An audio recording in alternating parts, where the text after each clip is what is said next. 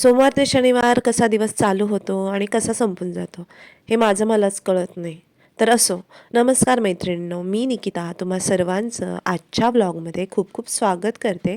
आजच्या ब्लॉगची सुरुवात छान अशा पूजेनं केलेली आहे. तसं तर आज सायंकाळचं रुटीन काही जास्त गडबडीचं नव्हतं माझं, कारण जास्त काही जेवण मला बनवायचं नव्हतं. कारण अनिशच्या बाबांनी येताना अनिशला पाणीपुरी खायची होती म्हणून पार्सल घेऊन आले होते. म्हणून मग पराठे बनवायचं ठरवलं. म्हणून सुरुवातीला बटाटे लावले. नंतर मला भांडी मांडायची होती. ती भांडी मांडायला घेतलीत. मग फटक्यात भांडी मांडून घेतली. त्याच्या अगोदर अनिशचा एवढा गोंधळ चालला होता. काय झालं, काही पार्सल आले होते. पार्सलचे काही बॉक्स होते. त्या बॉक्ससोबत तो थोडे दिवस गाडी बनवून खेळत होता. आणि आज काय आलं होतं मनात, तर त्याला त्या गाडीचं ना घर बनवून पाहिजे होतं. आता मी म्हटलं तुला जमेल तसं कर. तर तो काय म्हणे की मला तू हेल्प कर थोडीशी. तर मी म्हटलं ठीक आहे बाबा, करते, थांब आले थोड्या वेळात. तोपर्यंत म्हटलं तुला घरासाठी काय काय लागेल ना, असं वाटतंय की आपण हे करू शकतो, हे लावता येईल त्याला. ते जे काही काय लागेल की नाही ते सगळं तू जमा करून ठेव. आणि तो लागला त्याच्या कामाला आणि मी लागले माझ्या कामाला. तसं तर जेवण थोडंसंच बनवायचं होतं, पण करावं तर लागणारच ना. मग त्याच्यासाठी जे बेसिक तयारी होती, पीठ वगैरे मळून घेणं, भाजी करून ठेवणं बटाट्याची, हे सगळं करून ठेवलं पटपट फटक्यात. मध्ये मध्ये त्याच्याकडे जाऊन मी बघतच होती तो काय करतोय. घर तर मी त्याला बेसिक करून दिलं होतं. मग बाकीचं त्याला सेलो टेप लावणं, पायऱ्या करणं, अशा सगळ्या गोष्टी राहिल्या होत्या. त्यातही त्याला माझीच मदत हवी होती. मी म्हटलं ठीक आहे बाबा, आज मला वेळ आहे. आणि ना अनिशच्या बाबांची ना मीटिंग पण एका साईडला चालू होती ना, तशी रोज नसते पण त्याच दिवशी होती. तर मी म्हटलं आता काय करणार, एका साईडला टी व्ही चालू होती आणि एका साईडला मग हे असं काहीतरी आमचं चालू होतं. कारण जेवण पण लवकर करता येणार नव्हतं, वाट बघायची होती आम्हाला. अनिशला म्हटलं जेवण करून घे, तर नाही म्हटला, कारण का त्याला वेळ लागलं होतं घर बनवायचं. म्हणून मग आता चला म्हटलं, आणि असं काहीसं आमचं घर झालं होतं तयार. जे काही घरात होतं त्याचंच आम्ही घर बनवलं. आणि आम्ही बनवलेल्या घराला सर्व काही होतं बरं का.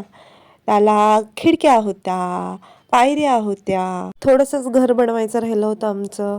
आणि थोडं ग्रास वगैरे म्हटलं त्याला तयार करून देते मी तुला, किंवा तू बनव, असं बनवायचं तसं बनवायचं, असं चाललं होतं आमचं दोघांचं बोलणं.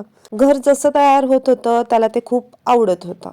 त्यामुळे मी जे काही मागेन ते फटक्यात तो आणून देत होता. म्हणजे माझं सगळं ऐकत होता थोडक्यात.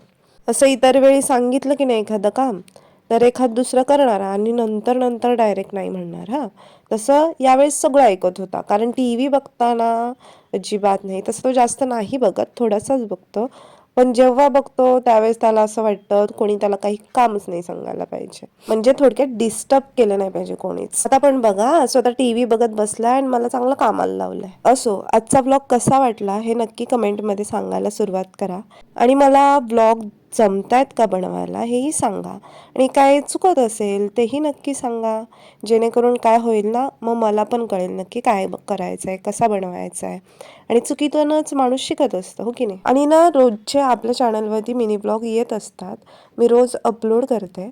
तुम्हाला जर ते बघायला आवडत असतील, चांगले वाटत असतील, तर नक्की लाईक करा आणि शेअर करा आणि आपल्या चॅनलला सबस्क्राईब करा. तुमच्याशी गप्पा मारत कसा वेळ गेला कळलाच नाही. आणि आमचं हाऊस पण छान तयार झालं. हां, त्यानंतर घेतले पराठे करायला. पराठे खरं तर गरम गरमच छान लागतात. बनवत बनवत अनिशलाही खायला दिला.